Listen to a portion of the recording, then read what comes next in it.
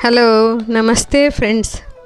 యథార్థంగా ఉంటే ఎక్కడైనా నిర్భయంగా ఉండొచ్చు. వేషం వేస్తే ఎప్పుడెవరు పట్టుకుంటారోనని మన మనసు మనకే శత్రువై బాధిస్తుంది. మోసం తీయని మాటలతో చేరువవుతుంది. అది బయటపడేసరికే మన సంతోషాన్ని మొత్తం తీసుకుపోతుంది. స్వచ్ఛమైన బంగారం కూడా ఒక పరివర్తన ఆకారం పొందాలంటే కాలక తప్పదు, కరగక తప్పదు, నలగక తప్పదు, దెబ్బలు కూడా తప్పవు. మనిషి కూడా జీవితంలో ఒక ఉన్నత స్థానం పొందాలి అంటే రకరకాల బాధలు తప్పవు. అవినీతి ఒంటరిగా బతకలేదు, నలుగురి సపోర్ట్ కావాలి. నీతి ఎవరితోడూ అవసరం లేదు, సింగిల్గా అయినా జీవించగలదు.